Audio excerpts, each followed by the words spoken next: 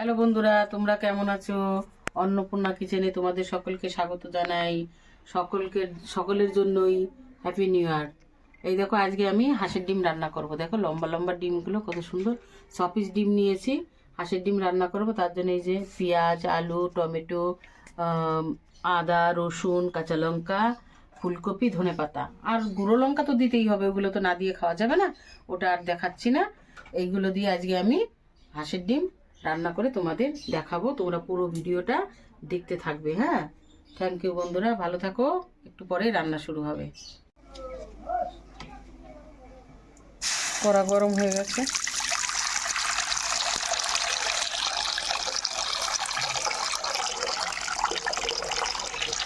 জল দিয়ে দিলাম।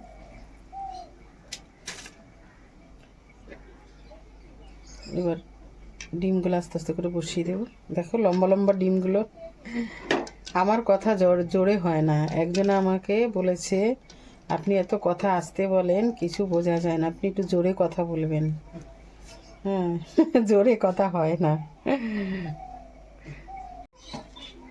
এবার আমি সামান্য একটু নুন দিয়ে দিব। নুন দিয়ে দিলে তাহলে, এখনো জলটা গরম হয়নি, নুন দিয়ে দিলে তাহলে এই খোসাটা ছাড়াতে সুবিধা হবে।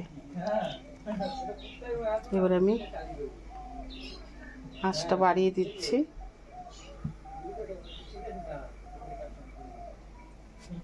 সিদ্ধ হোক।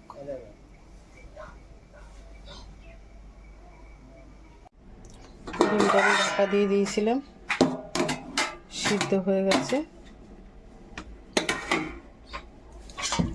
এখন তুলে আমি ঠান্ডা জলে দিয়ে দেবো। ঠান্ডা জলে দিয়ে ছুলে নেব।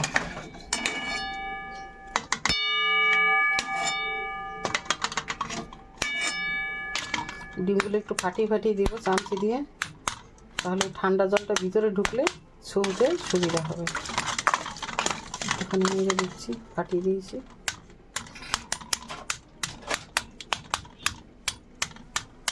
ঠান্ডা জলটা ভিতরে গেলেই ছুলতে সুবিধা হবে। ঠান্ডা হয়ে গেছে, এবার ছুলে নিব। ছুলে নিচ্ছি, কত সুন্দর এই যে ছুলে যাচ্ছে।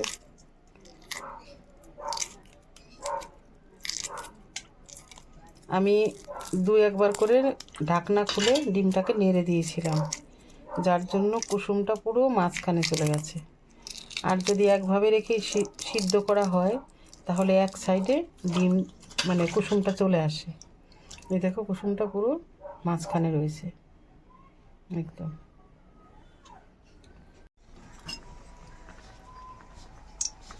তেল দিয়ে দিচ্ছি। এবার ডিমটা ভাজা করে নেব। তেলটা গরম হয়ে গেল, তেলের মধ্যে আমি দিব একটু নুন দিয়ে দেব। ডিমে কিন্তু আমি নুন হলুদ মাখিনি। তেলের মধ্যে নুনটা দিয়ে দেবো, আর দিয়ে দেবো একটু হলুদ। এবার আঁচটা কমিয়ে আমি এটা ভালো করে নেড়ে নেব। নেড়ে নিয়ে এর মধ্যে ডিমটা দেবো। এর মধ্যে ডিমটা দিলে ডিম একটু ফাটে ভাজতে গেলে, ডিমটা একদমই ফেটে ছিটকে আসবে না। এখন আমি ডিমগুলো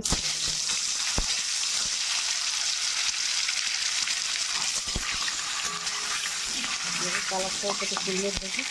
আমি একটা ডিম তুলতে গিয়ে কেটে গেছি।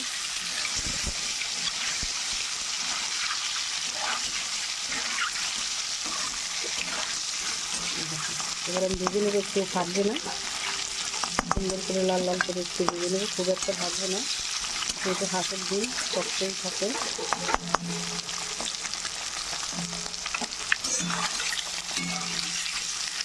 একটু করে ঘুরিয়ে ঘুরিয়ে দেবো, তারপরে তুলে নেব। ভাজা হয়ে গেছে, দেখো কত সুন্দর কালার এসেছে। হাঁসের ডিম বেশি ভাজতে লাগে না, তাহলে স্বাদ নষ্ট হয়ে যাবে। এবার আমি তুলে নিচ্ছি,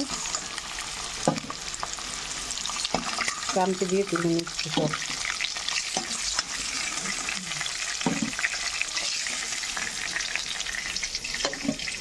তুলে হয়ে গেল,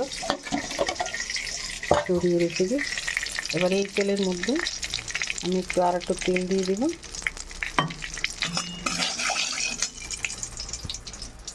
আঁচটা বাড়িয়ে দিচ্ছি। বাড়িয়ে দিয়ে তেলের মধ্যে আমি আলু পিস পিস করে কেটে রেখেছি, ফুলকপি কেটে রেখেছি, এটা আমি তেলে দিয়ে ভাজা করব।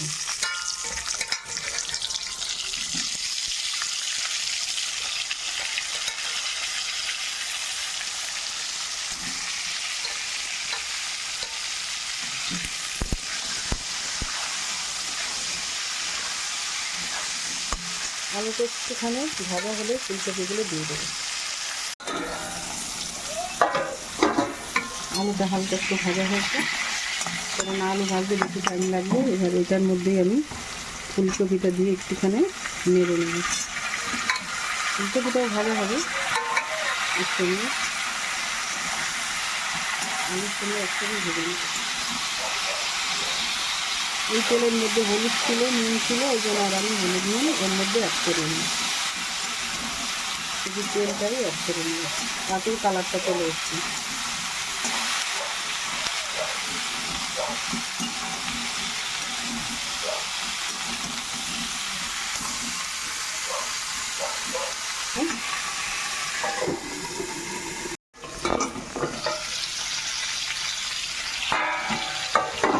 এটা সুন্দর মতো ভাজা হয়ে গেছে, আর ভাজতে লাগবে না। কালারটা কত সুন্দর হয়েছে। এবার আমি তুলে নেব,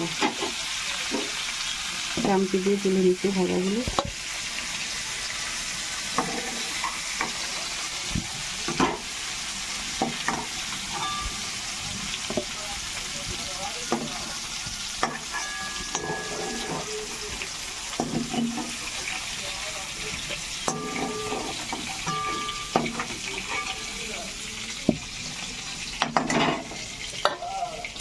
এবার এই কড়াতে তেল দিয়ে দিচ্ছি।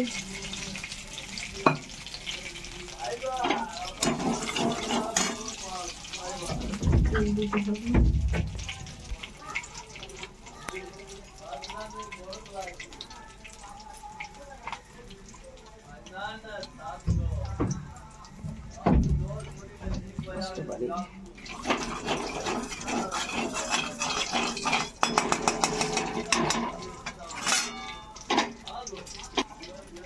দুটো শুকনো লঙ্কা ছিঁড়ে দিয়েছি।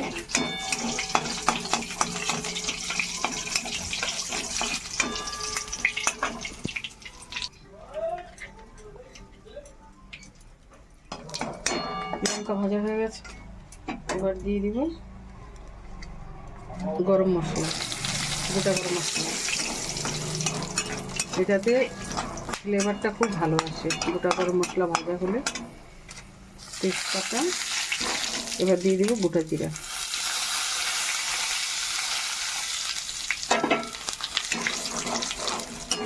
সব মিলিয়ে আমার ভাজা হয়ে গেল। এবার দিয়ে দিব পেস্ট করে রেখেছি আদা, রসুন, পেঁয়াজ, টমেটো, সব একসঙ্গে পেস্ট করে নিয়েছি, কাঁচা লঙ্কা। এই পেস্টটাকে ভালো করে আমি নেড়ে নেব, তেলে একটু ভেজে নেব, তারপরে গুঁড়ো মশলা দেবো। কাঁচা গন্ধটা গেলে তারপরে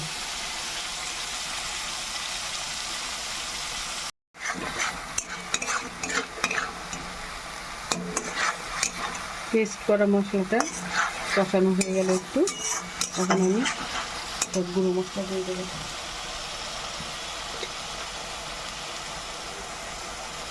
জিরার গুঁড়ো, এটা ধনের গুঁড়ো, গুঁড়ো লঙ্কা, কাটে হলুদ, রাখো। জিরার গুঁড়ো একটু, ধনের গুঁড়ো রাখো।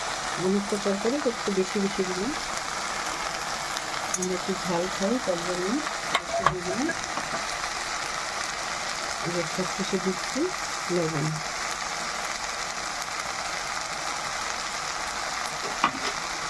এবার সব মশলা মিলিয়ে কষিয়ে নিচ্ছি।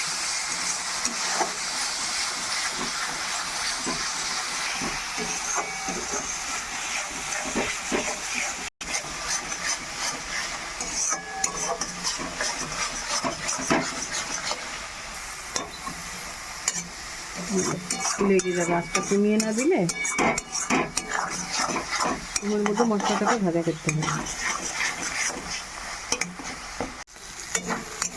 মশলা থেকে তেল ছেড়ে দিয়েছে, দেখো লেগেও গেছে একটু। আস্তে আস্তে কমিয়ে নিই।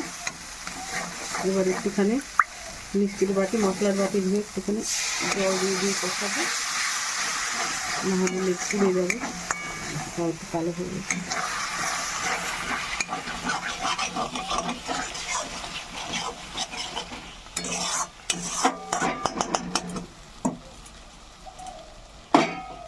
এবার এটার মধ্যে আমি আলুগুলো দিয়ে দেবো। আগে ভাজা আলুগুলো দিয়ে একটু কষিয়ে নেব। ফুলকপি দেবো না, ফুলকপি ভালো ভাজা হয়েছে। ফুলকপি পরে দিব, মানে সব ভেঙে যাবে। আমি আলুগুলো দিয়ে দিচ্ছি।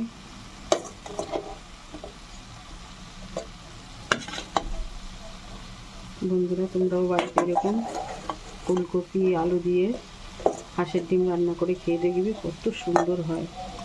ভুলতে পারবে না, মুখে লেগে থাকার মতো হবে তরকারি।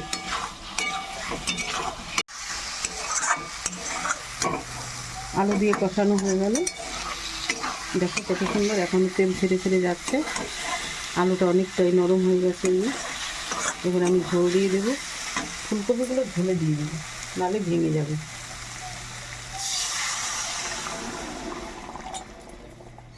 এবার আমি জল দিয়ে দিলাম। শীতের দিনে সবজি ছাড়া যেন কিছুই খেতে ভালো লাগে না। মাছ মাংস সব কিছুতেই সবজি দিয়ে খেতেই ভালো লাগে। ফুলকপি দিয়ে নতুন করে রেসিপিটা করছি নিজের থেকে।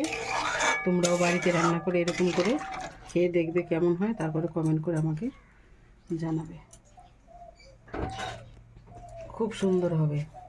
আমি আগে রান্না করে খেয়েছি তো, রান্না করে খেয়ে তারপরেই তোমাদেরকে দেখাই। এবার আমি কপিগুলো দিয়ে দেবো ঝোলে। এটা আমি কষানোর মধ্যে দিইনি, কেননা তাহলে ভেঙে যেত। ভাজা হয়ে গেছে তো, ভাজাতেই অনেকটা সিদ্ধ হয়ে গেছে। তারপরে ঝোলটা ফুটে উঠলে ডিমগুলো দিয়ে দেবো।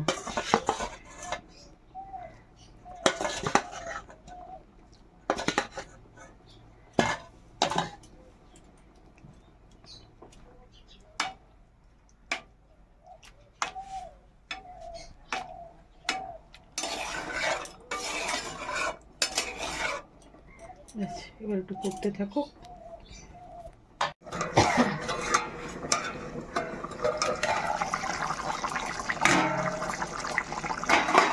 হয়ে গেছে, দেখি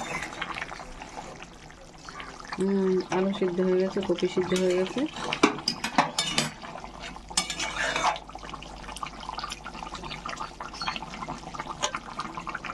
এবার ডিমটা দিয়ে দিচ্ছি, ভয় লাগে না ছিটকে পড়ে।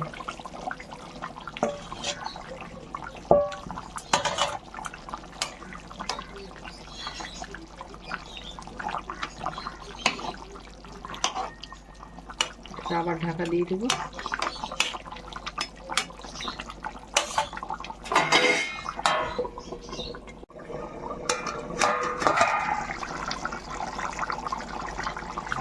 গরম মশলাটা হয়ে গেছে রান্না। এবার দিয়ে দেবো শাহি গরম মশলা।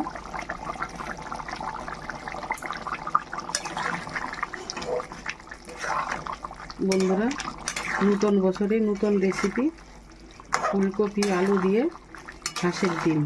তোমরাও বাড়িতে রান্না করে এরকম খেয়ে দেখবে, কত সুন্দর, খুব সুস্বাদু, মুখে লেগে থাকার মতো এই রেসিপিটি লাগে। এবার দিয়ে দেবো ধনে পাতা লাস্টে।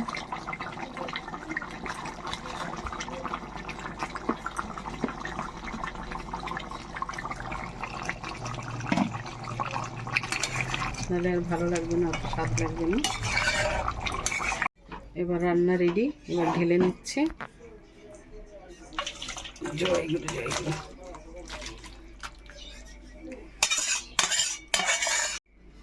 হ্যালো বন্ধুরা, এই দেখো ফুলকপি আর নতুন আলু দিয়ে এই শীতে রান্না করেছি আমি এই যে হাঁসের ডিম। ফুলকপি আলু দিয়ে হাঁসের ডিমের রেসিপি। শীতের দিনে তোমরা এরকম সুন্দর সুস্বাদু রেসিপি করে খেয়ে দেখবে, বাড়ির সকলকে পরিবেশন করবে যে কত সুন্দর লাগে খেতে। ভালো লাগলে লাইক কমেন্ট শেয়ার করবে। তোমরা সকলে ভালো থেকো। Thank you. Joy Guru.